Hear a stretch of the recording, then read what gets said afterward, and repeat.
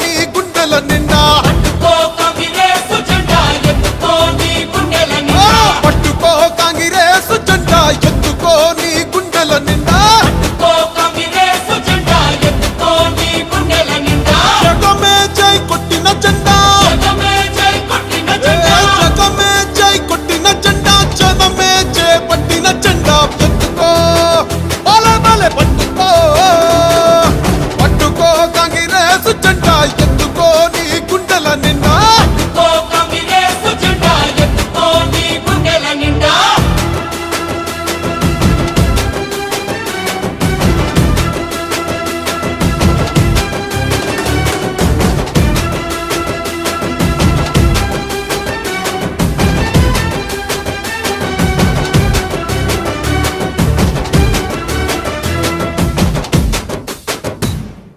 అమరుల త్యాగాలు కళ్ళారా చూసింది అమ్మ మనసే అల్లాడిపోయింది 60 ఏళ్ల హరికోసనే తీర్చంగా సోనియమ్మ తెలంగాణనే పంచింది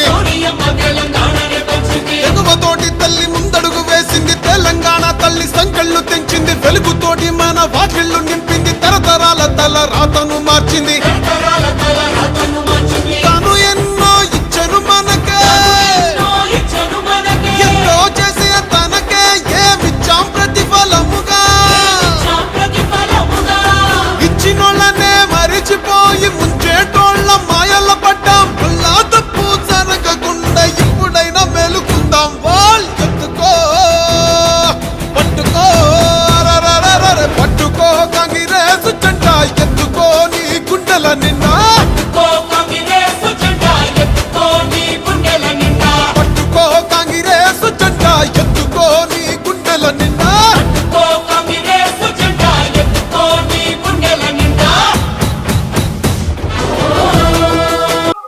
నల్గొండలో ఎన్నికల వేడి అనేది కొనసాగడం జరుగుతుంది. అదే విధంగా మనం ఇప్పుడు చూస్తున్నట్లయితే మనం 17వ డివిజన్ నుంచి మనకు అభ్యర్థి జరిపోతుల లక్ష్మి గారితో ఉన్నాము. వారిని అడిగి చూసుకునే ప్రయత్నం చేద్దాం.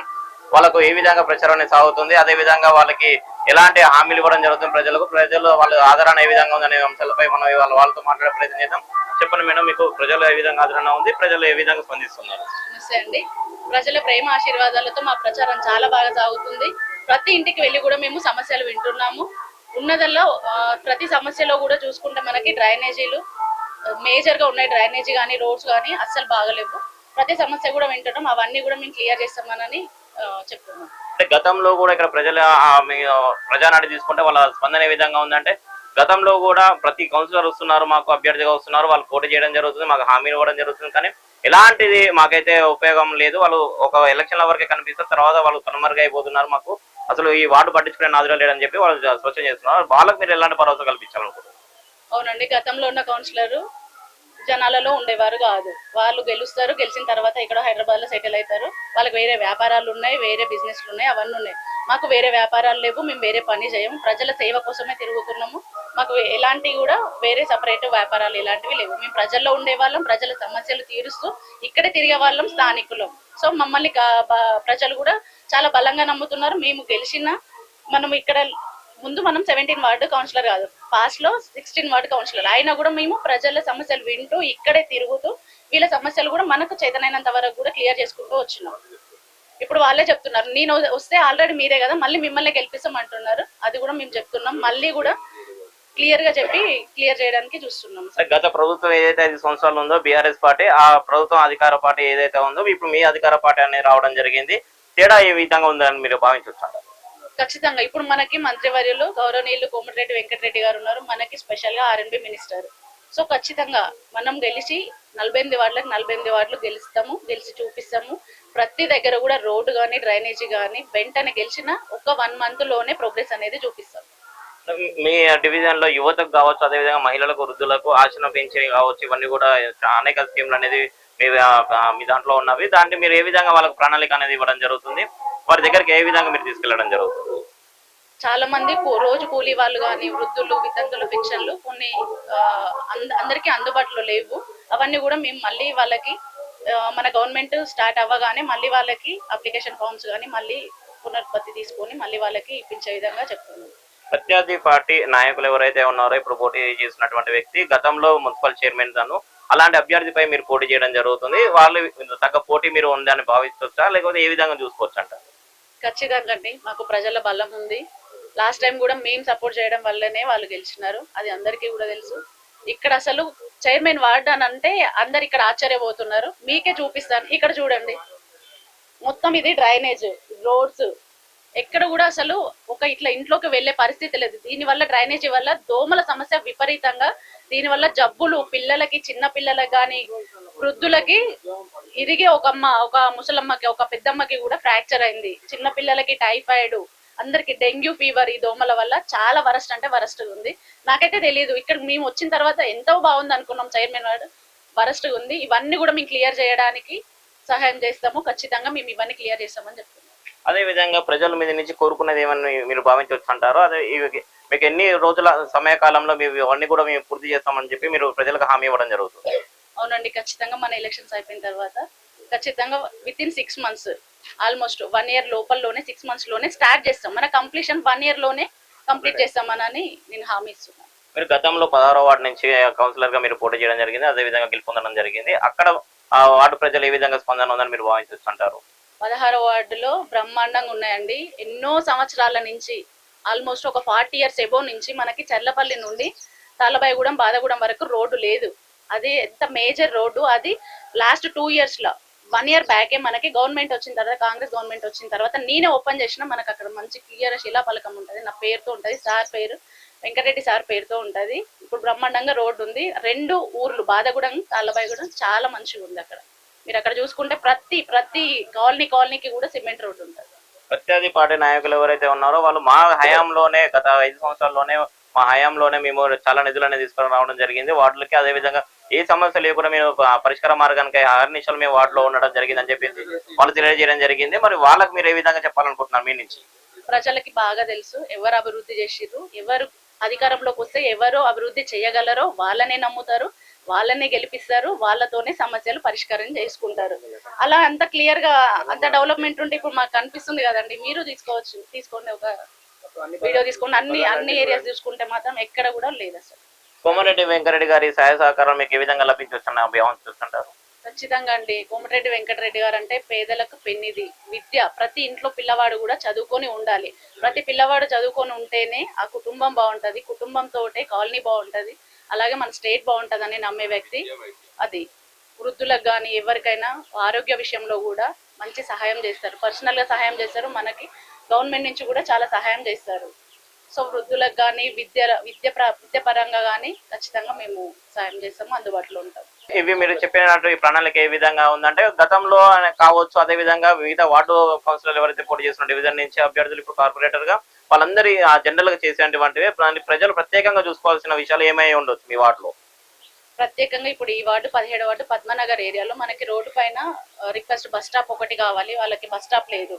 డైలీ వెళ్ళే వాళ్ళకి, పనులకు వెళ్ళే వాళ్ళకి కానీ పిల్లలకి, కాలేజ్ పిల్లలకి ముఖ్యంగా రిక్వెస్ట్ బస్ స్టాప్ ఒకటి అడుగుతున్నాను. అలాగే ఎక్కడ చూసుకున్నా మనకంతా మన చేనేత కార్మికులు, అన్న తమ్ముళ్ళు కూడా వాళ్ళకి ప్రత్యేకంగా ఇంకేమైనా గవర్నమెంట్ నుంచి సహాయం ఉన్నా కూడా అవి నేను చేయడానికి సహకరిస్తాను. గతంలో మీరు పోటీ చేయనప్పటికీ కూడా మీరు 16వ వార్డు నుంచి పోటీ చేయడం జరిగింది కదంటే, ప్రజల్లో మీరు 17వ వార్డు నుంచి ఇప్పుడు పోటీ చేయడం జరుగుతుంది. అయితే మీరు గతంలో 16వ వార్డు నుంచి తర్వాత మీరు తదనంతరం మీరు 17వ వార్డు కన్నా రావడం జరిగింది.